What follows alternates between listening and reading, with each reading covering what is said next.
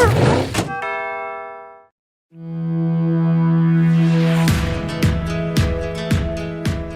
Friday evening, meteorologist Nathan Kitchens here. Your latest weekend forecast. Warm temperatures continue to work their way in. There is another risk this evening for isolated strong storms to push their way through. Let's take a look at the forecast radar as we go from about 4 to about 10 this evening. We can't rule out the chance for a few severe thunderstorms to work their way through, especially around the Indy metro here and points off to the north. So if you have plans this evening, don't cancel them, but just be aware there could be a few strong storms that could pack some hail and wind out there this evening. And then tomorrow looking sunny, breezy, and very warm, if not hot.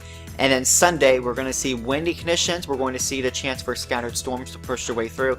And there is the risk that some of those storms could be strong to severe, but damaging wind gusts, the biggest threat out of those storms on Sunday. So here's that 7-day forecast. Look at tomorrow. We have mostly sunny skies, no rain chance for here with a high of 86 degrees. We'll see temperatures staying very warm through much of this forecast, with this front coming through Sunday, bringing a chance for strong thunderstorms. The latest data again showing scattered thunderstorms working through sometime around mid-morning on Sunday, and mostly off and on storms. It looks like for Sunday afternoon, and very windy conditions. We could have winds gusting over 40, maybe in some cases over 50 miles per hour at times as we go into Sunday afternoon. So just be aware of that on Sunday. And then Monday looks beautiful, quiet, sunshine, cooler temperatures on Monday briefly, but the cool down's not going to last long. We'll see another warm front come in, bringing a few storms Tuesday into Wednesday, and then we're looking at summer-like air late next week, high of 88 as we go into next Friday. Thanks for watching. Hope you guys have a good weekend.